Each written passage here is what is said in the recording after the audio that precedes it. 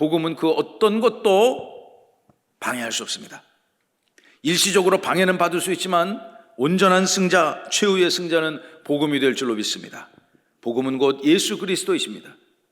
이 땅에 예수 그리스도를 박해하고 교회를 억압하며 그 복음을 전하는 자들을 수도 없이 괴롭히고 못 살게 굴었지만 결국은 교회가 승리했고 복음이 승리했음을 믿으시기 바랍니다.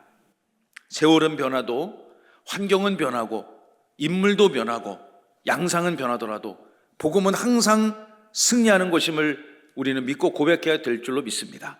여러분의 살아가는 삶의 현장에 복음이 주인이고, 복음이 생명이고, 복음이 모든 하나님의 선한 열매의 결과임을 날마다 고백하시면서 이 말씀 함께 묵상하도록 하겠습니다. 초대교회에 엄청난 시험과 박해가 찾아왔습니다. 지도자로 세워진 스데반이 사내들인 공회 앞에 엄청난 정죄를 받았고, 그가 정말 싸움으로 따진다면 그때 사내들인 공회의원이 약 80명 된 정도 됐다고 했죠. 그 많이 배우고 똑똑하고 권세 있는 사람들 앞에서 당당하게 이스라엘 민족의 역사 앞에 예수 그리스도가 어떻게 구약 성경의 말씀으로 계시되었는가를 전하기 시작했습니다. 그의 설교는 너무나 압도적이었습니다. 그래서 그 설교를 듣는 자들이, 사내들인 공회 회원들이 저자를 더 이상 놔뒀다가는 그들의 삶에 안위에 심각한 영향을 미칠 거라고 생각하고 결국 스데반 설교가 끝난 다음에 여러분 그를 어떻게 했습니까? 돌로 쳐서 죽였습니다. 사람을 돌로 때려서 숨을 끊는다는 게 얼마나 무지막지한 짓입니까? 그러나 그들은 정말 그 짐승 같은 그런 악한 행위를 초대교회 공동체 안에 박해적 행위로 퍼부었습니다. 사도행전 7장 57절로 60절, 우리 지난주에 읽었던 말씀이죠. 사도 스데반이 큰 소리를 지르며 이 사람들 스데반의 그 설교를 듣고 그들이 막 악에 넘치고 분노가 차고 오르고 큰 소리를 지르며 그에게 일제히 달려들었습니다. 여기서 말하는 그는 스데반 집사겠죠. 스데반을 향해서 일제히 돌을 들고 쳐서 그를 죽이려고 달려드는 것입니다. 58절, 성 밖으로 끌고 가고 돌로 때려쳤습니다. 증인들이 옷을 벗어 사울이라고 하는 청년의 발 앞에 두었습니다. 여기서 말하는 사울이 누구입니까? 여러분이 잘 아는, 나중에 정말 신약 성경의 절반을 기록하고 온 열방을 향해서 복음을 전하는 데 헌신하고 기독교 역사에 예수님 이후 가장 찬란한 복음 사역자로 역사가 기록하고 성경이 증언하고 있는 사도 바울. 그가 예수님 그리스도라 고백하기 전에는 저렇게 예수 믿는 공동체를 파괴하고 당시 초대교회 지도자들을 돌로 때려 죽이는데 그 상황을 진두지휘했던 악한 일에 최선을 다했던 사람 아닙니까? 59절입니다. 함께 읽어볼까요? 그들이 돌로 스데반을 치니 스데반이 부르짖어 이르되 주 예수여 내 영혼을 받으시옵소서 하고, 60절 마지막 절입니다. 무릎을 꿇고 크게 불러 이르되 주여 이 죄를 그들에게 돌리지 마옵소서, 이 말을 하고 자니라. 여러분 대단한 역설이죠. 얼마나 이 큰 반전입니까? 그 악하고 강팍한 패역한 자들은요, 예수님을 그리스도라, 예수님이 메시아라고 증거했던 그 스데반 설교가 너무너무 듣기 싫어가지고 돌로 때려서 죽였습니다. 총을 한 대 탁 맞아가지고 죽으면 빨리 끊을 텐데 그 고통이 얼마나 가중했을까요? 돌을 한 대 맞는다고 숨이 끊어지지 않지 않습니까? 그러나 수십 수백 명, 어쩌면 수천 명의 사람들이 성나서 이 돌을 던지는데 막 살살 던졌겠어요? 정말 있는 힘을 다해서 그냥 막 세게 때려 던지지 않았겠습니까? 찢기고 터지고 피가 흘리고 결국 스데반은 초대교회 역사에 길이 남는 순교자로 그의 삶을 마감하고 하나님 품에 안겼습니다. 얼마나 고통스러울까요? 우리 여기 그 손톱 같은 게 이렇게 들고 일어나도 엄청 거슬리고 불편하고 아프잖아요. 그런데 돌에 맞아서 죽음을 당하며 그 극한의 고통 속에서 성경은 그의 죽음의 현장을 증언하기를, 이렇게 예수님이 했던 기도를 그가 하나님 앞에 드리며 그가 편안하게 잠이 들었다. 누가 이긴 겁니까? 빌록 스데반은 그 상황에서 패자로 보여질지 모르겠지만 성경은 증언하기를 진정한 승자는 복음이고, 스데반의 정신이 지금도 이 땅에 계승되어지고 있고, 스데반이 전했던 예수 그리스도가 승리했음을 성경은 기록하고 있습니다. 오늘 읽은 본문 사도행전 8장 1절로 4절의 말씀은요, 그 엄청난, 지금으로 따지면 실시간 검색 순위 1위 같은 가장 핫한 뉴스, 검색 포털 사이트라고 하죠. 그거 들어보면 하나의 높은 검색 순위로 나와 있는 스데반 죽음 순교 사건 이후로 그날 예루살렘에 어떤 일이 있었는가, 그 죽음을 이후로 어떤 박해적 상황이 그 예루살렘 땅에 전개되었는가를 성경은 증언하고 있습니다. 우리 1절 말씀을 통해서 예루살렘에 불어닥친 기독교 박해 중에 성도들이 흩어졌다. 엄청 박해가 심하니까요, 예수 믿는다고 해서 막 정죄하고 따귀를 때리고 침을 뱉고 돌을 집어서 던지고 죽이려고 달려드는 그 극한의 상황 속에서 성도들이 흩어졌다고 기록하고 있습니다. 1절 다 함께 말씀을 큰 목소리로 또박또박 우리 읽어봅시다. 시작. 사울은 그가 죽임을 당함을 마땅히 여기더라. 그날에 예루살렘에 있는 교회에 큰 박해가 있어 사도 외에는 다 유대와 사마리아 모든 땅으로 흩어지니라. 이 사건을 진두지휘했던 젊은 랍비 열혈 청년 유대 율법주의자 사울은요, 성경은 비록 진정한 승자가 스데반임을 기록하고 있지만 그 스데반을 죽이고 살해한 것에 대해서 일말의 양심의 가책도 못 느끼고 저자는 죽어서 마땅하다라고 생각했다는 것입니다. 사울의 생각이 옳은 것이 아니라 성경의 기록, 성경의 생각, 복음의 관점이 틀림이 없음을 우리는 이 밤에 하나님 말씀을 묵상하며 여러분 신비에 새겨진 은혜가 있기를 바랍니다. 결국 이제 우리가 8장, 9장, 10장을 읽어가면서 사울이 그렇게 절대적으로 신봉했던 그의 가치, 유대 율법주의 공동체 안에서 예수 믿는 여러분과 같이 이 밤에 예수 그리스도를 예배하고 그분을 찬양하고 경배하는 사람들을 격리시키고 체포하고 구금하고 감옥에 집어넣고 원지로 유배 보내고 심지어 이렇게 죽이기까지 하는 것이, 그들은 율법의 정의를 지키는 거라고 생각했지만 복음 예수 그리스도가 진정한 주인이다라는 것을 사도행전 역사는 우리에게 증언하고 있습니다. 1절을 보시면요, 흥미로운 사건들이 기록되어 있습니다. 사울은 그렇게 생각했는데 그 사건 이후로 그날에 예루살렘에 있는 많은 여러분과 같은 예수 믿는 공동체 교회에 큰 박해가 있었고, 그리고 사도들은 그 예루살렘 땅에 남아 있었지만 대부분의 하나님의 백성들, 예수 그리스도의 제자들은 유대 땅을 떠나 사마리아 곳곳으로 흩어졌다라고 기록합니다. 여러분, 이 본문을 해석하는데 성경을, 이 사도행전을 연구하는 많은 그 성경 연구가들, 주석가들의 주석을 보면 의견이 분분해요. 왜 박해가 있었는데 사도들은 남았고 보통의 성도들은 다 흩어졌을까요? 이 말씀을 해석하는 여러 견해 가운데 제가 두 가지 견해만 함께 나눕니다. 스데반은요, 이 예루살렘 교회 안에 수많은 성도들이 있었습니다. 그런데 뿌리와 출신이 달랐습니다. 한 사람들은 유대 땅, 예루살렘 땅에 전통적으로 거주하며 그 본토 친척 아비의 집, 그 유대 땅, 지금의 그 이스라엘, 팔레스타인 땅, 그 땅에 거주하며 특별히 예루살렘을 중심으로 거주하며 예수님을 직접 보았고 또 예수님의 말씀을 들었던 사람들, 전통적으로 그 땅에 살았던, 그러니까 국내인들, 그리고 또 다른 사람들이 예루살렘에 기독교인들로 있었습니다. 그들은 어떤 공동체냐? 헬라파 유대인들이었습니다. 성경 초대교회의 사역을 기록한 사도행전의 기록을 보면 우리 오늘도 임직자 스쿨에서 제가 그 말씀을 강해를 했는데, 여러분 6장에 보면요, 헬라파 유대인과 히브리파 유대인들이 교회 안에서 서로 갈등을 빚는 그런 장면들이 있지 않습니까? 스데반은 명백히 히브리파 유대인이 아니라 헬라파 유대인들이었고 유대인 중에 한 사람이었고, 바울은 어떻습니까? 바울은 원래 그의 고향이 저기 북쪽 이방 지역인 소아시아, 튀르키예, 지금의 튀르키예죠. 튀르키예 중남부 길리기아 지방 출신이니까 그도 역시 이스라엘 본토 땅에서 쭉 살았던 사람이 아니라 이방 땅에서 유대인의 정통성을 갖고 살았던 사람, 그러니까 헬라파 유대인이었죠.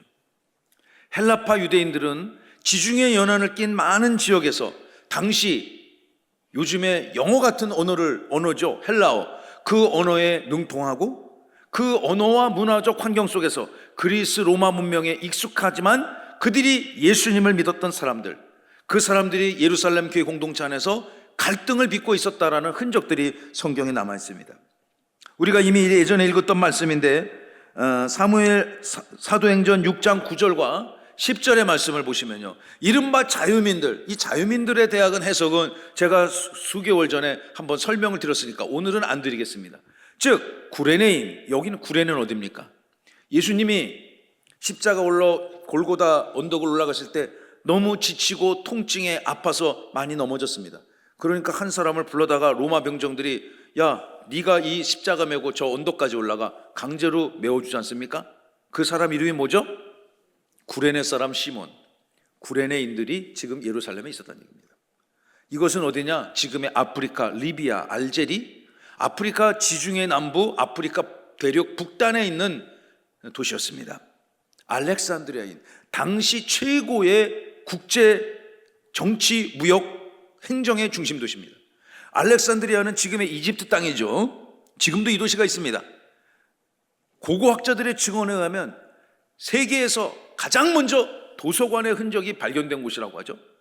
우리도 여러분 세종시내 나가면 시립도서관 있고 국립도서관 있고 그리고 또 요즘에는 복합 커뮤니티 센터인가요? 옛날에 동사무소라고 불렀던, 정말 세종은 동마다 그걸 정말 잘 전놨어요. 대한민국 최고의 시설로 그런 걸 전놨습니다. 거기에 다 도서관이 있습니다. 그런 학교에도 도서관이 있고, 이 최초의 도서관의 흔적이, 유적이 발견된 알렉산드리아, 그리고 이 사울의 출신 지역인 길리기아, 이렇게 이방 지역에서 아시아에서 온 지금의 튀르키예입니다. 이 지역의 사람들이 오늘 아침에 묵상했던 회당 또 나오네요. 회당에서 여러 사람들이 일어나 똑같은 헬라파 유대인이었던 스데반과 논쟁을 벌였다. 갈등이 있었다는 얘기죠. 이 말씀을 듣고서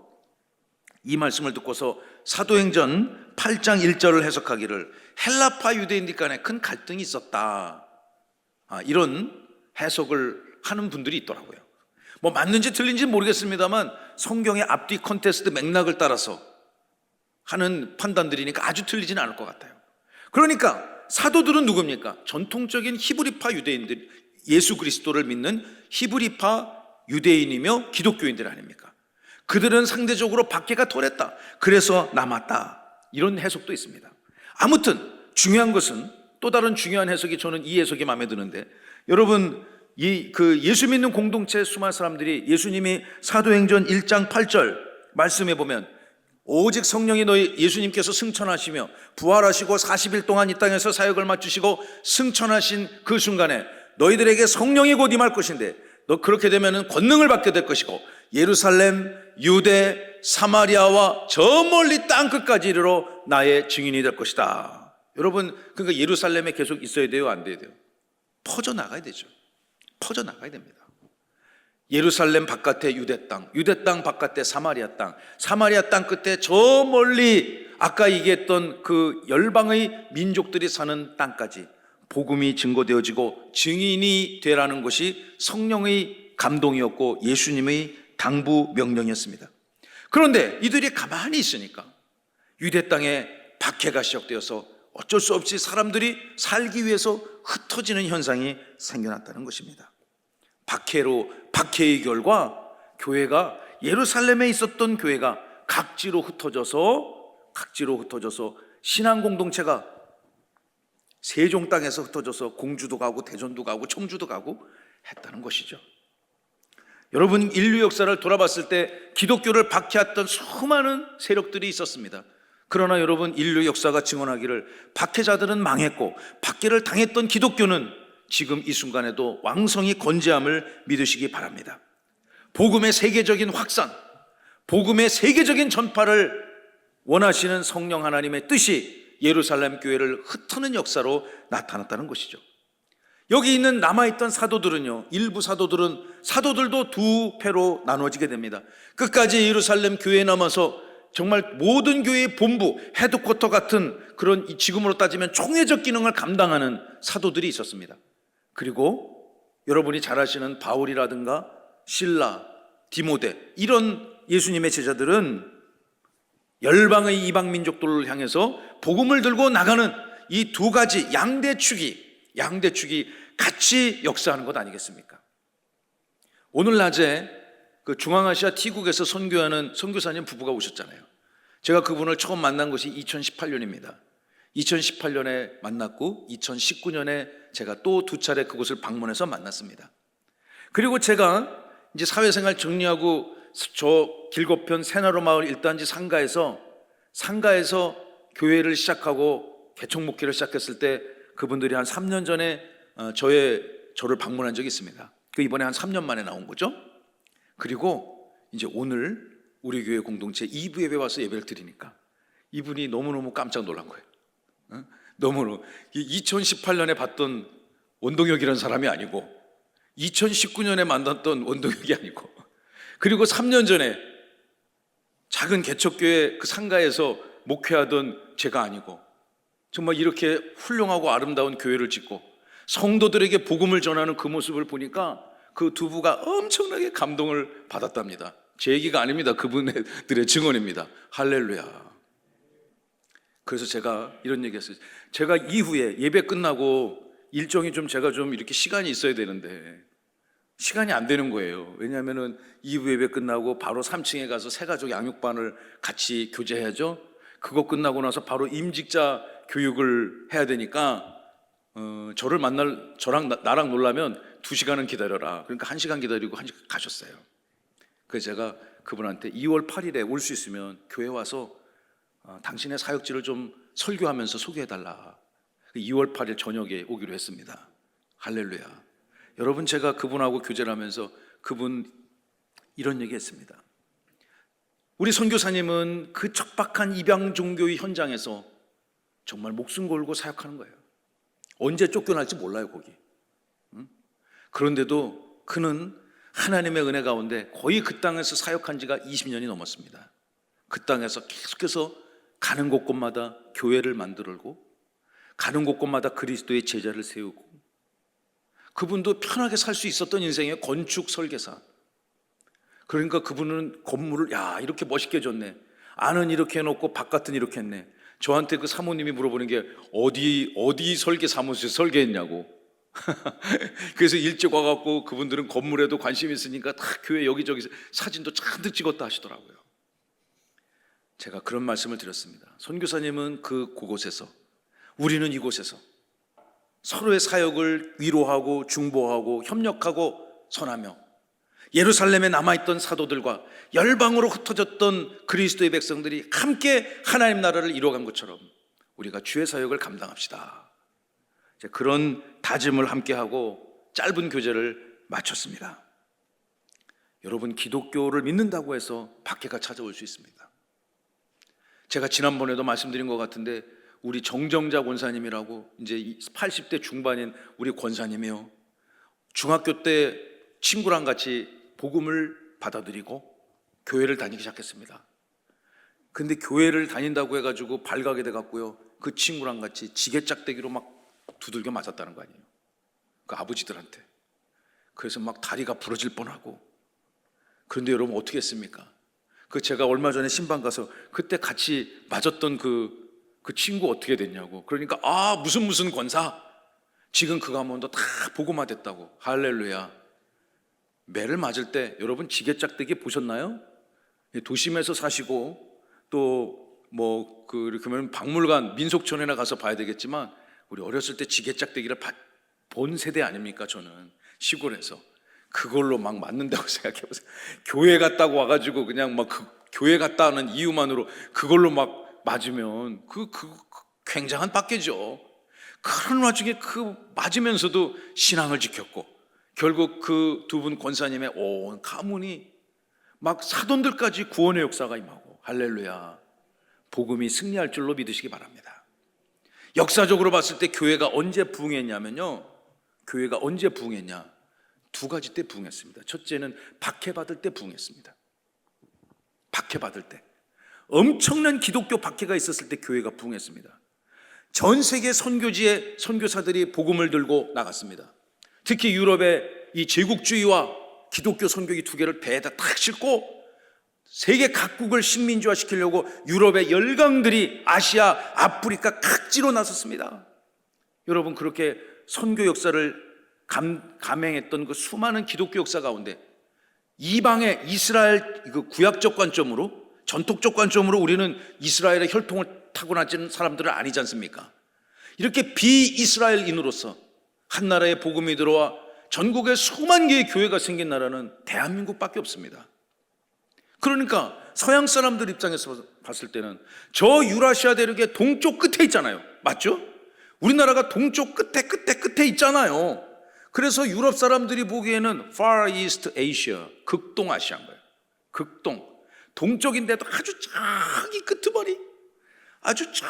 끄트머리, 그게 극동아시아예요. 무슨 방송? 극동방송. 제가 극동방송을 홍보하고 있네요. 대전 극동방송 사장님이 저보고 형님으로 모시겠대. 형님이에요, 저한테. 한 번 만난 자리에서 저를 형님으로 모시겠답니다. 저를 형님으로 모시겠다는데 홍보해줘야죠. FM 93.3 복음을 들으시기 바랍니다. 여러분, 유럽의 전통적인 입장에서 봤을 때는요, 이 아시아는, 이 조선 한반도는요, 복음이 여러분과 같이 예수 믿는 게 너무너무 희한한 거예요. 여러분 다 예수님 그리스도라는 걸 믿으시죠? 아멘. 믿으니까 이 밤에 이렇게 예배하죠. 저는 여러분이 비록 이 지금 한 수십 명이 예배 드리는데 한 사람이 일당 10, 일당 100의 영적인 힘이 있다고 믿습니다. 아멘. 여러분 때문에 기독교가 번성한 것입니다. 할렐루야.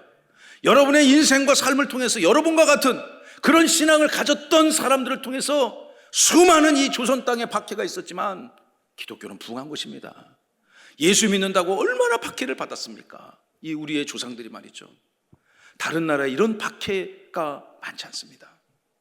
기독교는 박해받을 때 성장했습니다. 또 언제? 기독교는 분열할 때 성장했습니다. 물론 분열이 좋은 거 아닌 것 같지만 지금 성령이 초대교회 역사에 들어가서 강제로 교회를 나누고 있습니다. 예루살렘 교회를 세우고요, 또 열방의 이스라엘로 이제는 가까이, 예루살렘에서 박해가 심하니까 어디로 갔겠어요? 가까운 지역으로 갔겠죠. 유대 땅 바깥에, 이방 땅 근처, 또 사마리아 땅으로 복음이 점차 확산되고 있습니다. 교회는요, 이게 저의 주장이 아니고 기독교 수천 년, 2000년 역사를 돌아봤을 때 교회는 언제 부흥하는가? 박해받을 때, 그리고 교회가 본의 아니게 갈라질 때, 그때 분열이 있는 거예요. 부흥이 있는 거예요. 한국 기독교, 우리 한국에 들어온 각종 개신교단 중에서 가장 부흥한 교단이 여러분 어느 교단입니까? 모르세요? 우리 교회가 어디 속해 있습니까? 대한예수교 장로회 합동측 교단에 속해 있습니다. 장로교 역사를 보더라도요, 크게 3차례 분열했습니다. 크게.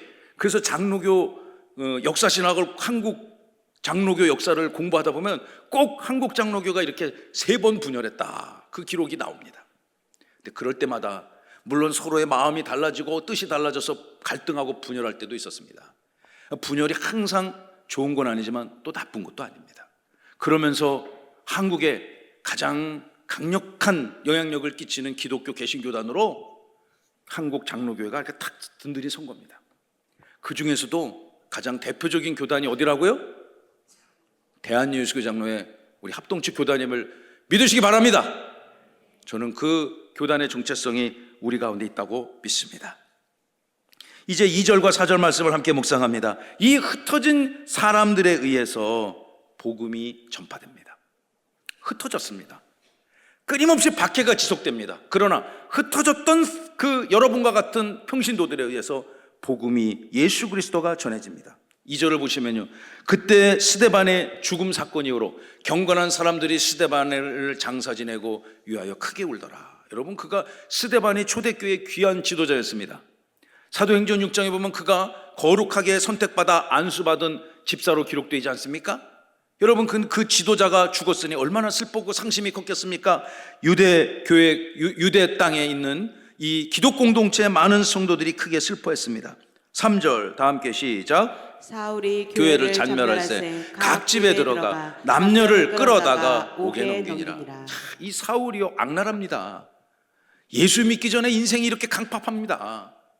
그 스데반 하나 죽인 걸로도 모자라가지고 아주 그냥 예루살렘 교회를 씨를 말라버리게 그냥 싹 다 괴멸시켜버리기로 작정을 하고 교회를 잔멸하였고 남아있는 모든 성도들을 각지로 다 흩어버리게 했고 또 그 교회 공동체를 철저히 파괴했으며 각 집에 들어가서 남녀를 끌어다가 감옥에 강제로 갖다 집어넣는 인간의 자유권을 완전히 박탈하는 그런 무지막지한 일을 그가 저질렀다고 성경은 기록하고 있습니다. 그러나 또 여기에 아까 스데반이 자면서 이 사도행전 7장과 8장을 읽으면서 묘하게 제가 다시금 여러분이 너무너무 잘 아시는 말씀이잖아요, 이 본문에 대해서. 그런데 사건이 막 이렇게 제가 또다시 이 말씀을 읽고 묵상하고 해석해보고 종이에 써보고 외워보니까 이게 두 가지 인물이 쫙 교차가 되고요, 시대적 상황, 복음의 역사가 쫙 교차가 되는 거예요. 스데반의 죽음, 그리고 처음으로 성경 역사에 사울이라고 하는 인물이 후에 기독교 역사에 찬란히 빛나는 복음 전파자로 쓰임받은 바울이 역사의 전면에 딱 등장하지 않습니까?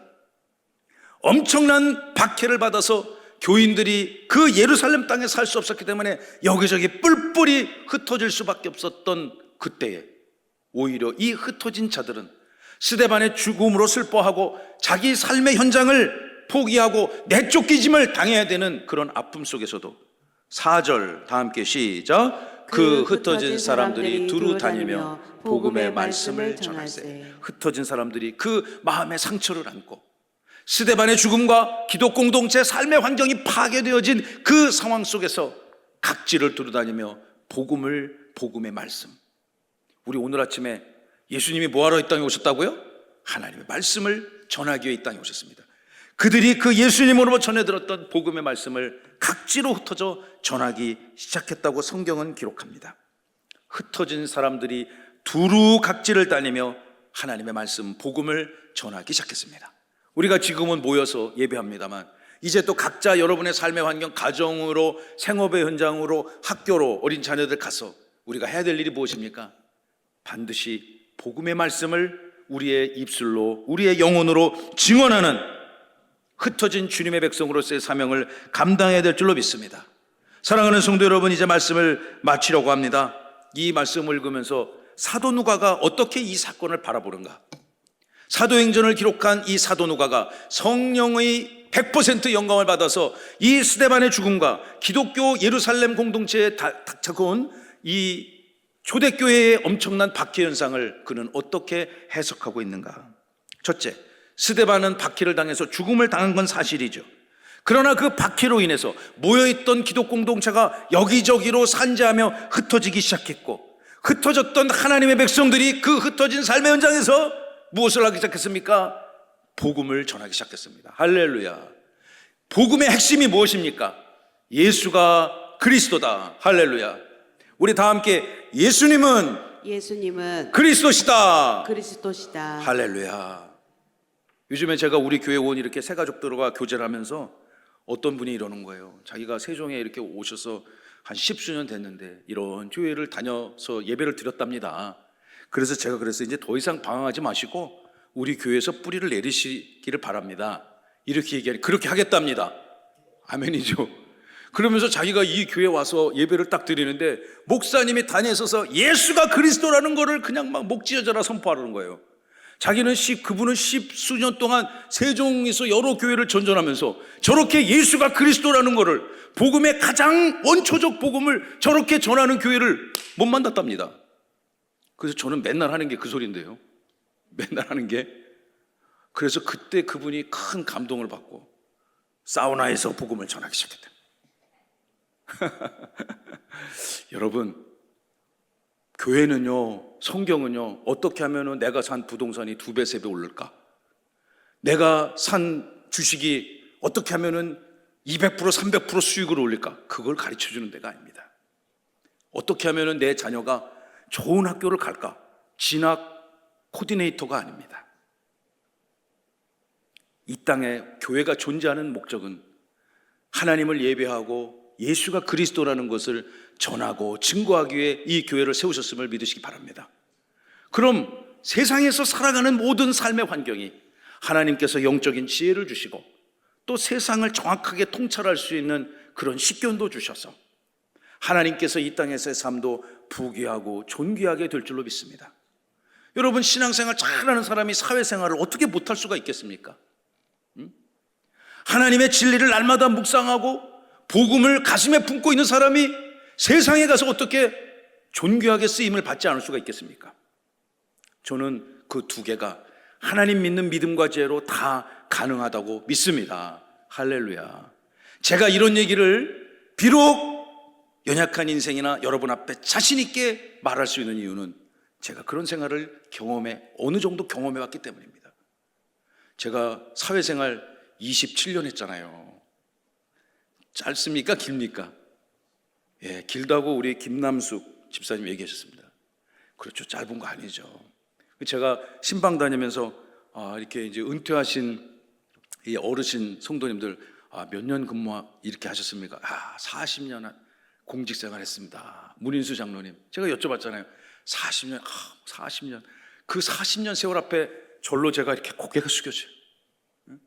또 어떤 분은 이제 내년에 은퇴하신 분들은 저는 좀 늦게 시작해갖고요 30년 좀 더 됐습니다. 그 30년 세월에 고개가 이렇게 숙여집니다. 그럼 저도 27년 했으니까 짧게 한 거 아니죠? 여러분, 그렇게 세상에서도 교회에서도 열심히 나름대로 최선을 다해서 살아봐서 세상을 이기는 지혜가 어디에서 오는가? 말씀을 통해서 온다고 저는 확신합니다. 할렐루야. 아멘. 아멘이 잠깐 어디 출장 가셨는가? 세상을 이기는 믿음이 어디에서 옵니까? 예배의 영성. 다 함께 우리 예배의 영성, 예배의 영성, 복음의 열정, 복음의 열정, 이곳에서 온다고 믿습니다. 하나님 말씀을 듣고 여러분의 것으로 소유할 때 세상을 이기는 믿음도, 비록 예수 믿는다고 여러분 우리가 여러분 이 밤에 온다고 뭐 지게짝대기 들고 집에서 이렇게 기다리는 사람이 있어요, 없어요? 막 욕하고 정죄하는 사람이 있습니까, 없습니까?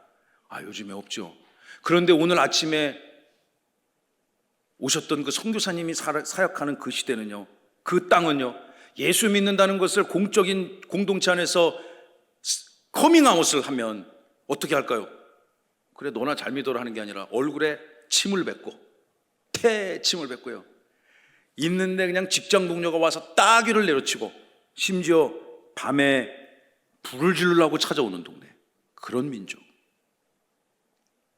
그리고 시집을 갔는데 예수 믿다가 쪽복음을 읽다가 걸려가지고 그 시댁 식구들한테 옆구리에 칼 맞는 그런 나라입니다. 아직도 여전히 박해가 있죠. 여러분, 그 선교사님을 제가 존경하는 이유가 그곳에 가서 정말 원초적인 복음, 예수가 그리스도라는 것을 증거하는 것을 제가 보았고, 그곳에서 복음을 전해받은 그 가문에 어떤 분의 아드님이 오히려 우리나라에 와서 유학을 해가지고 우리나라 정식 교단에 신학대학원을 유학을 온 거예요.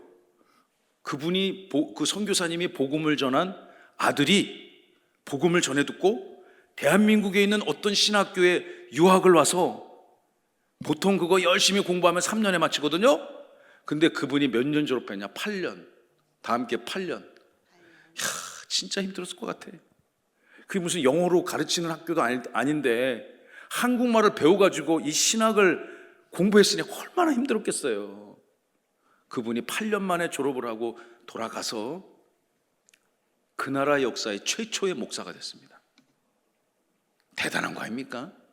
물론 그 이전에도 그 나라 그 T국 출신의 목사가 있답니다.